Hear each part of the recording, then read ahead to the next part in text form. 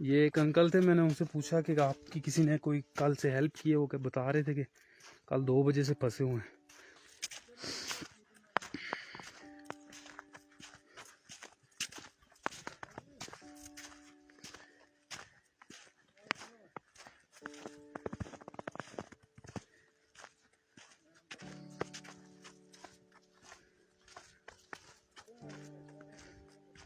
पाकिस्तान में 15-20 साल बाद इतनी बड़ी तादाद में सयाह मरी की तरफ गए, जिससे कि एक बहुत बड़ा बहरान पैदा हुआ और हमें मरी की तरफ जाने वाली ट्रैफिक बंद करनी पड़ी। इस वक्त ऑपरेशन में कमिश्नर रावलपिंडी भी, डीसी भी, इस्लामाबाद भी, पुलिस भी, पाक फौज के भी 5 पैदल जो प्लाटून है वो मंगवाई गई हैं और हंगामी बुनियादों पर हमने एफसी और रेंजर्स को भी तलब कर लिया। कोई 1000 गाड़ियां अभी रात की फंसी हुई हैं। सारी रावलपिंडी और इस्लामाबाद की इंतजामिया लगी हुई है।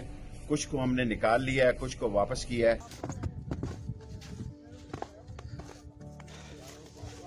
ये देख लीजिए, एक अंकल थे, मैं इनसे अपनी ज़ुबान में बात कर रहा था।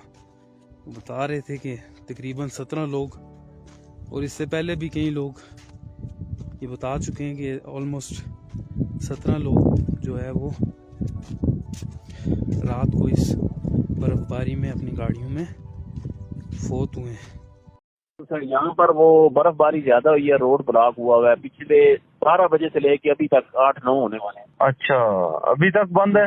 हाँ भाई, उनकी वो गाड़ी आती है बर्फ हटाने वाली, वो सुबह से नहीं आई। इतने कसम से बच्चे बेचारे गाड़ियों में, कुछ खाने के लिए सुबह से चीज है ना पीने के लिए। ये बिल्कुल आप देख सकते हैं, पाक आर्मी के लोग इस वक्त लोगों की भरपूर मदद करते हुए। सलाम है पाक आर्मी को जी।